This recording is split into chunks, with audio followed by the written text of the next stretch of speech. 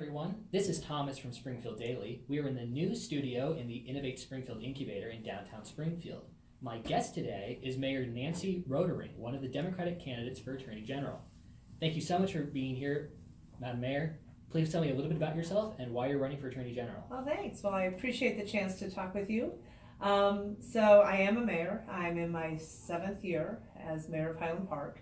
And before all of that, got an MBA from Northwestern and a law degree from the University of Chicago, worked at General Motors and practiced law at McDermott, Will and Emery in Chicago, and healthcare law, working on rooting out fraud and abuse in the healthcare system. And now I've been a mayor for about 7 years, and really enjoy public service, really enjoy being able to represent people and their interests and stand up for progressive values for the folks that have elected me mayor of Highland Park. And, you know, I've done what I should do as a mayor, balanced my budgets, maintained my AAA bond rating, also got sued by the NRA and taken to the United States Supreme Court for banning assault weapons and large capacity magazines. I've stood up to utilities. We had unreliable electrical service in our region, and thanks to a lot of help from the Attorney General, Lisa Madigan, we joined a lawsuit, went to the Illinois Supreme Court, and got millions of dollars invested in our infrastructure so the power is more dependable in at least northeastern Illinois. And I also created a legal aid clinic to help people with housing, immigration, and domestic violence issues. Because I feel like those are the most emergent issues that somebody could face, and it's important to have access to justice. So I just tell you some of those stories as a mayor, but also as a mom and as somebody who's been a staunch advocate for a lot of different areas my entire life. Yeah, I guess if I can just jump in a little bit more about that legal aid clinic, because Sure. I know one of the things, I worked in a library where people came in looking for legal services. So could you tell me more about that clinic? So we opened our doors about 2.5 years ago. I had done a human services needs assessment with over 250 volunteers looking at the needs in our community that we're facing, our youth, our seniors, people with disabilities, immigrants, and people with economic challenges. And out of that needs assessment became a very clear pattern of need for access to justice. Lawyers are expected to provide pro bono services, and we have a number of attorneys in our area that I knew would be eager to help their neighbors. So we opened our doors about 2.5 years ago. Our first client came in within the first half an hour. They were about to be wrongfully evicted from their home because of mistaken identity. We were able to step up, provide free legal services, keep a family in their home, and we were off and running, and we've helped over 400 families since then. We have over 100 attorneys, translators, social workers, and we partner with related agencies so that people get more wraparound services. And it's a model that I'd be curious and interested in sharing across the state as Attorney General. I feel like people across the state don't necessarily have access to attorneys in their most dire of circumstances. This is a very real way to provide access to justice. No, that's really something. And I wanna on that note open up the floor and say I have some prepared questions, but Okay. What's your number one? What's your if this is the only thing you got to say? You know, it's interesting. Right now in our history, we're seeing our civil rights and our human rights under attack. And it's important for the people of Illinois to elect a very independent, principled, but experienced Attorney General who can step into the role from day one. I'm currently a mayor. I'm very experienced in running on the executive branch of government and know how to do all of those day-to-day decisions as well as longer-term agenda setting.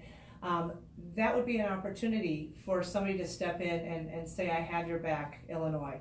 But that's more outward-facing. That's dealing with Donald Trump and a lot of the issues that his administration are trying to bring in, whether it's the travel ban or rolling back healthcare or allowing people to pollute the environment. To me, it's also important to keep up the legacy of what Lisa Madigan has achieved in the areas of consumer protection, immigration rights, environmental protection, and so forth. So there are a lot of areas that she's worked in that I would absolutely continue and make sure that we have those protections for the state. But I'd also want to face outward and join other attorneys general in the country and make sure that we're standing up for our democratic values. Yeah, I mean, there's a lot there. I know with the Attorney Generals, one of the issues for us is net neutrality, and I know Right. some 22 other Attorney Generals have signed a lawsuit pushing to keep those protections in place. Right. Where do you fall on that issue? Absolutely in agreement with them. Absolutely critical to maintain access to information, to not put up economic barriers to people being able to access the net, and to know that it isn't incumbent upon where you live or how much money you make for you to have access to the World Wide Web. I mean, it's just critical that we maintain and keep neutrality in focus and make sure that people have full and complete access. And if you think about it, you mentioned earlier your involvement with the library. Not everybody has access to a library.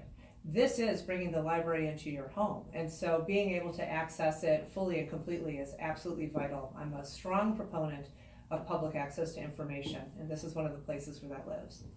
Right, and you also mentioned that had been sued by the NRA. Right. And I guess you mentioned on your website that gun violence is really one of those critical issues for you. It is. It's not just for me. It's for the city of Chicago. It's for the state of Illinois. Recently, we were over in Danville, a city of 30,000 people who had 10 homicides last year. That's a lot of people dealing with really intense, serious gun violence. What we did in our city under the concealed carry law of 2013 that the state passed, there was a 10-day window for municipalities to ban assault weapons and large capacity magazines. There was 6 months post Sandy Hook, and so, as a mother of 4, I couldn't get the images of those children being let out of their school, the looks of horror on their face, and we know that this year already there have been 14 school-related shootings. To me, with that opportunity, it was one I just couldn't pass up. So with my city council, we banned the assault weapons ban. We banned assault weapons and large capacity magazines. We got sued by a pediatrician in town who had dozens of assault weapons, lived across the street from a playground, and went to district court, went to the circuit court, the 7th Circuit. We prevailed. They took us to the United States Supreme Court, and they said they weren't going to hear the case, effectively allowing the 7th Circuit decision to hold. And because of that case, it's now constitutional to ban assault weapons and large capacity magazines in Illinois. Now, unfortunately, that 10-day window under that law has closed. So I've been lobbying and writing letters to every member of the Illinois General Assembly, asking them to allow other cities to have that opportunity. It's a matter of changing like 5 or 7 words, and other cities would be able to at least have the conversation. And is there anything else that the Attorney General could do on the gun violence issue? Is there anything different laws or more enforcement, or what other things should the Attorney General be doing to help curb this problem? So it's interesting because a lot of people are sort of unclear about what the role of the Attorney General is, and I really view it as 3 prongs. One is being the lead lawyer for the state on the civil and criminal law case litigation side of things. Another is working with the Illinois General Assembly and bringing forth legislation that meets the needs of the people of Illinois. And then the 3rd prong is advocating for people. And so I think those last 2 prongs are where the Attorney General could have an impact on this gun violence situation. We know that in Chicago, there are all kinds of guns coming in from bad apple gun dealers who aren't checking backgrounds, who are allowing straw purchasers to come in repeatedly with clean backgrounds, buying tons of guns for folks on the street and then putting them into the black market. There was an opportunity for the General Assembly to pass Gun Dealer Licensing Act, pretty much aimed at closing down these bad apple dealers who are providing the majority of these crime guns to the city and so forth. They chose not to take action. That would be an opportunity for the Attorney General to use the platform to say, look, this is a pretty straightforward opportunity for us to have a very strong impact on a lot of neighborhoods and a lot of areas within our state that are dealing with crime guns. You could be dramatic enough to sue as Attorney General, whether it's the state of Indiana, which also has very lax gun laws and is also a major source of crime guns coming into our state. And there's a requirement under the Human Rights Act of Illinois that the Illinois General Assembly protect the life, health, and safety and welfare of the people of Illinois. That's a lost opportunity if they're not taking action. Yeah, and so I guess on the crime issues and problems of that nature, we have medical marijuana in the state currently. Right. And there's push for recreational marijuana. Mm-hmm. But at the same time, I don't want to say we're advocating marijuana use because that's not really accurate. Right. But we are pushing against the opioids. So we sort of have two diametrically opposed, where making some laws be more lax and some laws be more restrictive. I wanted to get your thoughts on that. You know, it's an interesting question that you pose, and I don't know that the two are incongruent. So let's unpack the question a little bit. First, on the medical marijuana side of things, and we are seeing Attorney General Sessions pushing back currently on states that are allowing medical marijuana. That's a real opportunity, I feel, for the federal government to move forward in allowing banks to deal with the funds related to it. I mean, right now, if you need medical marijuana and you're 80 and you have Parkinson's, you have to go to, some storefront in a very narrowly zoned area with a wad of cash in your pocket and a card saying you qualify. It should be a medicine. It should be allowable to buy it at Walgreens with a Visa card or insurance or whatever the case may be. So that's one piece that I think really needs to be discussed. Next, let's talk about recreational marijuana. And as I'm a mother of four young men, they know how I feel about use of marijuana, but it is somewhat akin to alcohol, I feel. And you need to look at it in terms of regulating it and accounting for it in a very similar way, limiting it by age, limiting it in terms of how it's made, and making sure that the quality of the product, for lack of a better word, is safe and clean and is regulated. There's one issue, and we know that currently there aren't field sobriety tests for people driving under the influence. That would need to be developed so that you can make sure that the streets are safe. But we know that between 2001 and 2010, something like 88% of drug-related arrests were for personal use amounts on the person. So that tells you, and that's nationwide, but a lot of folks are going to jail for very small amounts of marijuana, and there's a real opportunity to kind of help them regain their lives. If you want to talk about criminal justice reform, it is disproportionately impacting communities of color that this many people are being arrested for personal amounts of marijuana. And so you could reduce the number of folks in jail. We know a lot of people end up in jail and can't get out of jail. So you're really having a very strong detrimental impact on their lives for what I think a lot of people currently view as something akin to having a beer, for lack of a better analogy. So in terms of the opioid question, that's almost a related piece, and we have found, and again, I don't want to be promoting anybody using drugs that are currently illegal, but some people go to opioids because they don't have access to a pharmacy. They may have very real physical pain that they can't get to get their medicine. They're then turning to opioids. That's a huge problem. So we need to talk about access to pharmacies across the state. The other piece, and we saw great movement by the Attorney General in terms of the methamphetamines and access to Sudafed, sort of the same thing, cracking down on access. And we know that there are a lot of online pharmacies, offshore pharmacies, who are irresponsibly pouring opioids into certain areas where it just doesn't make sense. So looking at how the supplies are being regulated, looking at shutting down, again, those online and offshore pharmacies. But then let's talk about why people turn to opioids. Aside from the pharmacy desert question, people need access to mental health care. People need access to addiction recovery programs. We need to provide that structure so that they have a place to go so they can get on with their lives. Yeah, this is a little bit of a transition. How do you feel about the Trust Act and what some people are calling the Sanctuary State Act? Right, so it's interesting.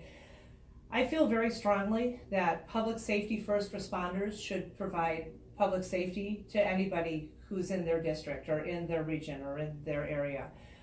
If we start putting that responsibility of being immigration officers on our police, then we lose the trust of the very people that they're supposed to be protecting. And I can tell you from the legal aid clinic that within the immigrant community, there's a much higher incidence of domestic violence because people are afraid to call the police because they are afraid something's going to happen. I think it's really important that local police can do their job and can protect the people within their community unfettered by this additional requirement that they then also serve as agents of the immigration services.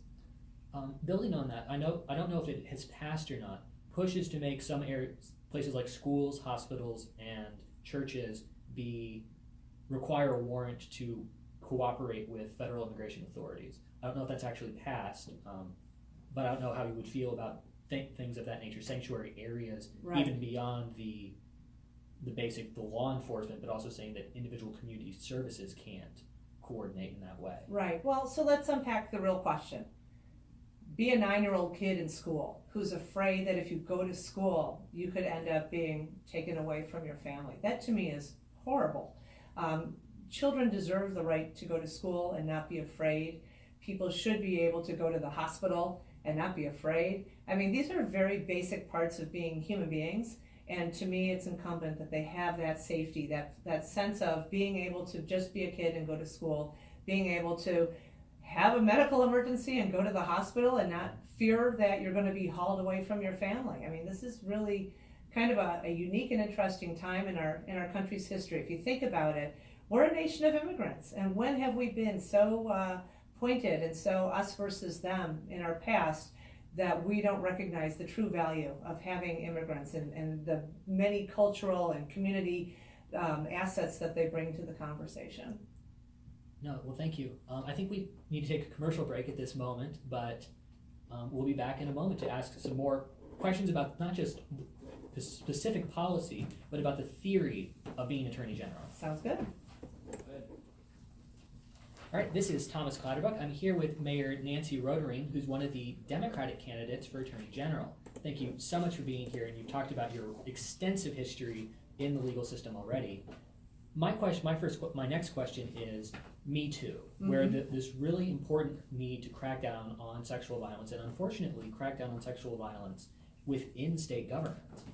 And I guess my only concern there is sexual harassment by its very nature frequently does not leave physical evidence. How do you balance the due process rights of the accused with the obvious need to deal with a well-documented problem? Sure. And, you know, it's interesting. When Me Too came out, all the women that I know were like, all of us. And now what? So now what? There are 3 basic things that I feel the Attorney General's office could do to help with the situation. And one of the best places to look, frankly, for an analogy are the stalking laws. So you think about stalking. Somebody follows you. Somebody's, watching you. Well, same thing, right? They don't leave physical evidence, but psychologically it's bugging you. And if you started to have repetitive stalking, well, now that's a crime because the law was changed. So that's a real opportunity with sexual harassment as well. If you have a serial sexual harasser, you'd obviously have to come up with a carefully crafted law that would address different scenarios and so forth, but fully recognizing the impact that the same guy making the same comment every single day does have its detrimental impacts on people's psyches. So it would be an opportunity to craft a law that made serial sexual harassment a crime.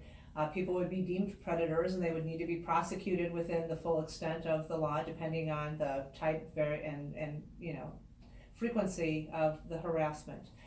There's an opportunity currently for the Illinois General Assembly to amend the Human Rights Act, because currently the Human Rights Act exempts employers with fewer than 15 employees.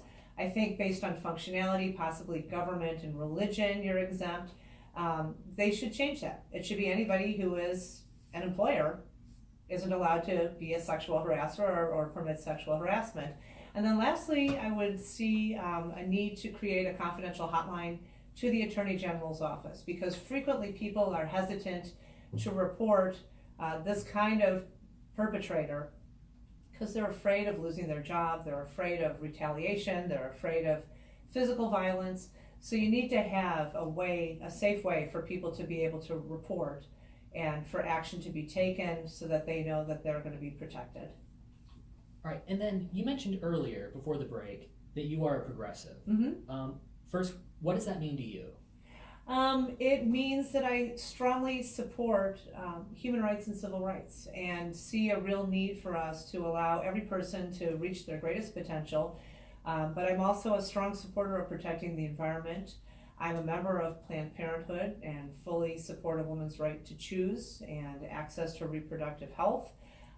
It's a broad range of things that really is focused on allowing people the freedom to live their lives without having somebody tell them how to make the very basic human and civil rights decisions that impact them.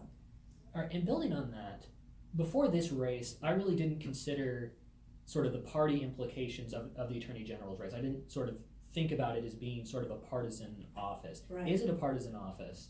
And what is it? I mean, what does that even mean to you? You know, it's interesting because I've sort of thought about this myself, and why would the Attorney General, who is responsible for enforcing the laws and enforcing the rules, be partisan? But if you think about who the front runner is on the Republican side as a candidate in November, it's somebody who is opposed to a woman's right to choose, who is opposed to marriage equality, who believes that abstinence should be taught in schools. Those, to me, are all partisan issues, supports the agenda of Trump, as I understand it. Again, that's a partisan approach to what laws should you be advocating for and what protections should you be prioritizing. So to that extent, it is a partisan office. In my view, our current Attorney General has done a terrific job of protecting those human rights and those civil rights and really standing up for people against fraud, standing up for the rights of immigrants, standing up for working families and making sure that they're having safe workplaces, standing up for victims of crimes, and certainly protecting the environment. Those are critical parts of being an Attorney General, and I would fold in criminal justice reform, addressing this gun violence issue, taking on opioids head on, and as you mentioned just now, dealing with this issue of sexual harassment. Those, I guess, could be construed as partisan. I would hope that people would view them simply as human rights and civil rights, but apparently others have differing views of what those rights are. Well, no, I mean, yeah, it's a big race, and going on that, there's a lot of people running for Attorney General. One of the busiest races on the schedule, right? And there's a lot of very qualified people in the Democratic field. You mentioned your long experience, but what makes you the standout candidate? What makes you, of that very qualified field, why Mayor Rotering? A couple of things. I have a background in business and in law, so I bring that perspective. I bring a record of advocacy. I'm not new to how do I provide a voice to those who don't have a voice. I've been doing it my entire life and have that record not just of talking about it, but getting things done. I'm also in my 7th year as a mayor, so I would hit the ground running, knowing how to run the office of a major organization within the executive branch of the government. I know how to set priorities, I know how to set a culture, I know how to create agendas, pull together resources, get people to collaborate and move that ball forward. As far as the other people in this race, one has that experience, the former governor. None of them have run tough races. I have run tough races in the past, tough campaigns. So I'm best poised, I feel, to beat the other side, the Republican candidate, and to continue doing the good work that we've seen from our Attorney General in Illinois. No, before I get into my last prepared question, I want to reopen the floor to say, is there any policy issue that I just overlooked, that I just missed, that you really think needs a statement? I think you've done a great job. I mean, we could talk about the environment and the importance of standing up and protecting the water, the air, the land, and we know that throughout Illinois we've had a lot of challenges. We're seeing the federal EPA rolling back its regulations and taking less of an interest in protecting the health, safety, and welfare of the people based on what they're allowing polluters to do to our environment. I cut my teeth on environmental advocacy and taught over 5,000 public school kids how to become environmental advocates along 10 different curricular tracks. Have been a member of the Sierra Club since 1976 and feel very strongly that that would be an area where I'd be able to have a great impact on protecting the people of Illinois. Yeah, we spoke with Bob Diber earlier, and he talked about banning a certain class of pesticides, even specific things like that in terms of the environment. And we've done that in my city. We've banned fertilizers with phosphorus that have impacts on our water. We've done, I could go on for days, but we have, if anybody wants to check our website out, over a 200-page sustainability program, very committed to protecting and preserving the natural resources of our state. It's important not just now, but for our future as well. No, well, a whole slate of issues, and we know that you have a forum to go to. Right. So my last question is, primaries generally have a very low turnout, even amongst elections that have low turnout. Right. what would you say, not to your base, not to a registered Democrat, but to an independent or to a moderate who's really thinking primaries are not for me? Why should they pull that Democrat ballot? Super important. You want to make sure that somebody's got your back, and that is the Attorney General, the advocate for the people of Illinois, somebody who will fully recognize and take care of your life, your health, your safety, and your welfare. And it sounds kind of trite, but if you boil it down, what is government for? But to make sure that the water you drink is clean, that the air you breathe is clean, that the food you eat is coming out of ground that doesn't have heavy metals in it, that if you have a health issue, you have the ability to go take care of that health issue, that you can walk safe streets, and that you're able to vote because your voters' rights have been protected. They're very basic, simple things that we kind of take for granted right now, that if we don't protect them, they will go away. And we've seen that happen already at the federal level. It's important that we in Illinois preserve our democracy and our democratic values. No, well, thank you so much for being here. This was Mayor Nancy Rotering, one of the Democratic candidates for Attorney General. And that primary is March 20th. Right, Early voting starts March 8th. all right. Well, thank you so much for being here. Thanks, Thomas. I appreciate it.